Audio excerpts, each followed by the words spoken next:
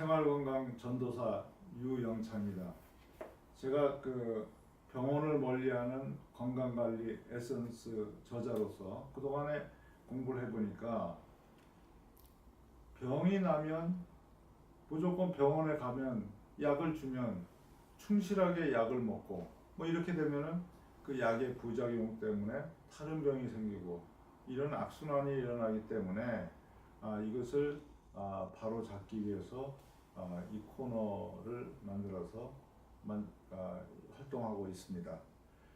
오늘 말씀드릴 주제는 약을 끊어야 병이 낫는다. 이런 어떻게 보면 말도 안 되는 것 같은 말씀을 오늘 드리겠습니다.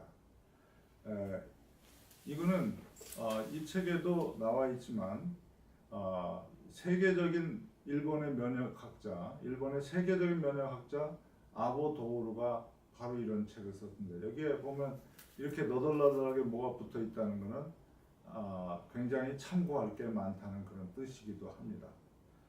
우리가 보면 두통이다 그러면 진통제, 그리고 감기 걸려서 열이 나면 그 해열제를 먹이고, 그리고 속이 더부룩하면 소화제, 설사하면 지사제, 잠이 오지 않으면 수면제, 이렇게 해가지고 모든 병이 생기고 할 때는 우리는 약을 먹으면 다 고쳐준다 이렇게 생각을 하는데, 이것은 아보도르의 말에 의하면 전혀 틀린 말씀입니다.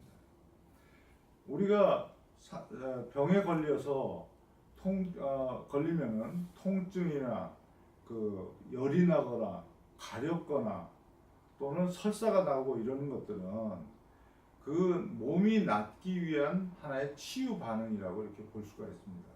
그래서 지금부터는 내가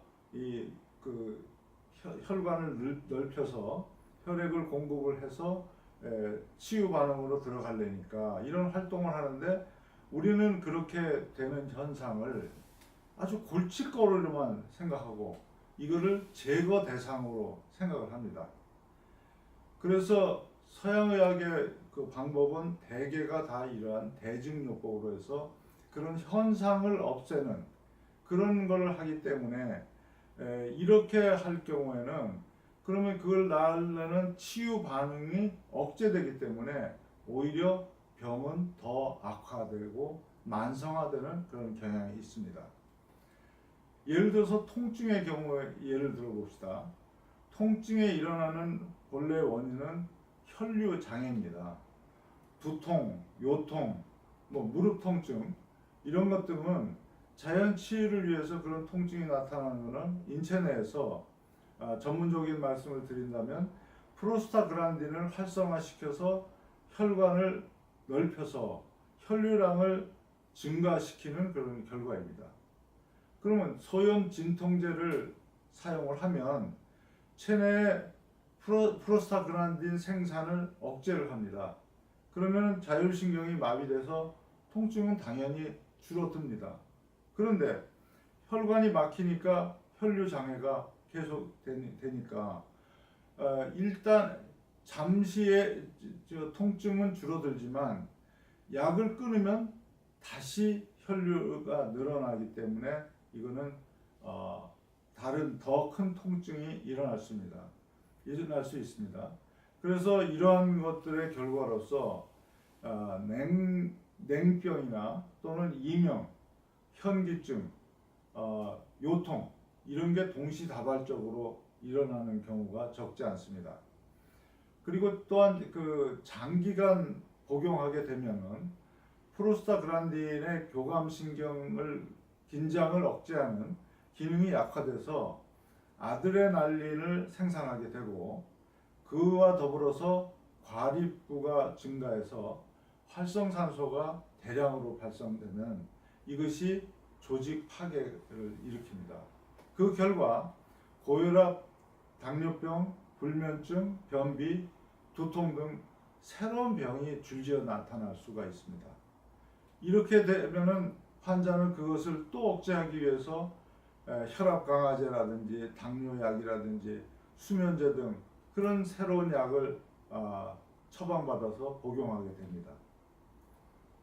다음에는 감기의 예를 들어보겠습니다. 감기에 걸리면 목이 간질간질하고 콧물이 나고 또 으슬으슬 추워지면서 열이 오릅니다. 열이 나는 거는 열에 약한 그 감기 바이러스를 몰아내기 위해서 인체에서 나타내는 열을 올리는 그런 반응이고, 오한을 느끼는 것은 빨리 열을 높이기 위해서 몸이 반응하는 것이기 때문입니다. 또 콧물이나 설사 이런 것도 체내 바이러스를 몰아내는 그런 반응입니다. 그런데 해열제나 종합감기약 같은 것을 먹으면 림프구의 전력이 꺾여서 감기가 더 오래 지속될 수도 있고, 두통, 메스꺼움, 가려움증 등 그 부작용이 발생될 수가 있습니다. 또 심지어는 폐렴으로 발전할 수도 있습니다. 이러한 부작용의 내용은 종합감기약의 첨부 문서에 명확히 나와 있습니다. 비슷한 예로 동상의 경우에도 비슷합니다. 동상이 생기면 환부가 빨갛게 이제 부어서 아프고 가렵고 이렇게 되죠. 이거는 뭐냐면 추위로 파괴된 조직을 회복하고 재생을 촉진하기 위해서 몸이 열심히 혈액을 보내기 때문에 나타나는 현상입니다. 그렇기 때문에 그런 증상을 미워해서 약을 복용하거나 이렇게 하는 게 아니보다는 그것이 몸이 회복하는 과정이라 이렇게 생각을 하고 대처하는 것이 좋습니다. 물론 노인이나 어린애기는 열이 갑자기 올랐을 경우에 위험성이 있으니까 그때는 할 수 없이 해열제를 쓰는 것이 좋겠습니다. 비슷한 예로 위장약, 두통약을 끊어야 또 병이 낫는다, 이런 주제로 또 말씀을 드리면, 일본의 그 베스트셀러 병에 안 걸리고 사는 법, 이런 책입니다. 이분은 위장약을 먹으면 먹을수록 위는 나빠진다, 이렇게 주장을 하셨는데, 이 책은 100만 부의 판매를 기록한 일본의 베스트셀러입니다.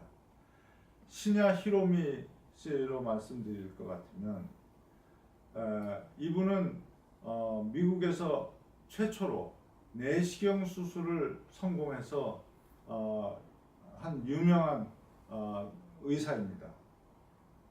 그러면서 위장약으로 위산을 중화해서 산성을 억제하는 제산제를 쓰는 그런 문제에 대해서 아주 정확히 지적을 하셨습니다. 음식물에는 잡균이 한 3, 4천 억 개의 잡균이 들어오는데, 이런 거를 제산제로 해서 산도를 낮춰놓으면 살균을 못하기 때문에 설사나 다양한 병을 일으킨다.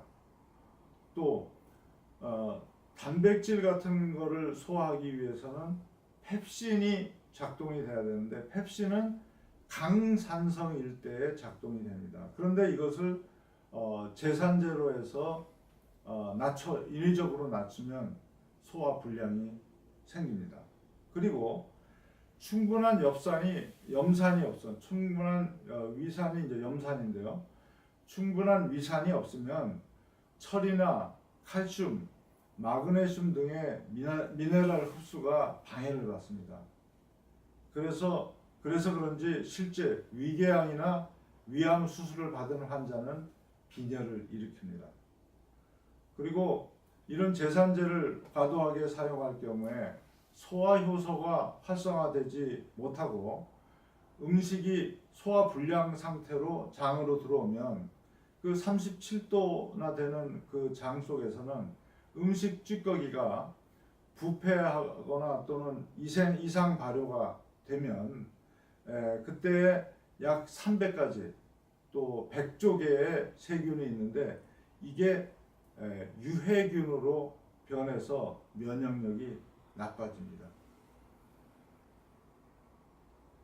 또 위산을 억제함으로 해서 육모의 기능이 저하되고 점점 짧아지는 점막 위축 현상이 되고, 이렇게 되면은 이게 위축성 위염으로 옮겨지고, 이렇게 해서 과도하게 약해진 위에는 파일로리균이나 세균의 온상이 됩니다.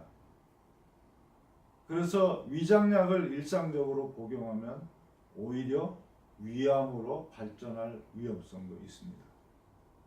다음에는 두통에 대해서 말씀을 드리겠습니다. 그 일본 도쿄 여자 대학의 시즈미 도시히코 씨가 쓴 책, 이것도 참 아이러니컬하게도 약을 끊으면 두통이 낫는다라는 책을 쓰셨습니다.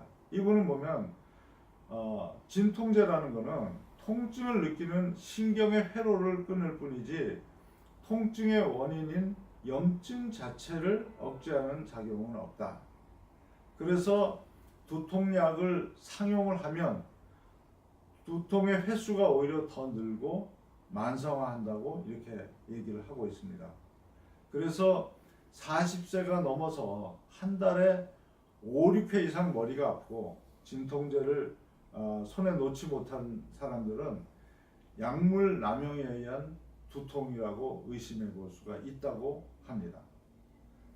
통증이라는 것은 몸의 어딘가에 이상이 있다는 체내로부터의 신호이기 때문에 머리가 아플 때는 머리에 이상이 있다고 그 위치까지 알려주는 고마운 것입니다. 통증이 있으면 또는 두통이 있으면 이때는 움직이기가 어렵습니다. 이것은 뭐냐면 움직이지 마라, 그리고 몸을 사용하지 마라는 그래 몸의 명령으로 알아듣고 그러는 쉬라는 그 명령으로 알아듣고 쉬면 그동안의 자연 치유력이 작동이 돼서 회복이 됩니다. 결론적으로 말씀을 드리면 너무 통증이나 열이나 이런 게 일어났을 때 너무 약을 좋아하지 마시고 짐승들, 야생동물들의 지혜를 한번 본받을 필요가 있습니다. 야생동물은 상처를 입거나 아플 때 굴 속에서 아무것도 안 먹고 그냥 조용히 쉽니다. 그러면 그때 쉬면은 그 소화나 이런 데 필요한 에너지를 축적을 하는 겁니다. 그렇게 해서 그 축적된 에너지로 해서 자연 치유와 그 독소를 배출하는 에너지를 사용합니다. 따라서 두통이나 다른 통증이 생기면은 먹지 말고 움직이지 않고 자는 것이 오히려 통증을 고치는 비결이라고 볼 수가 있습니다. 그리고 채식, 또 소식, 요가, 명상 등 평소에 생활 양식을 고치는 것이 통증이라든지 여러 가지 증상을 없애고 약의 부작용에 빠지지 않는 가장 좋은 방법이라고 할 수가 있습니다. 감사합니다.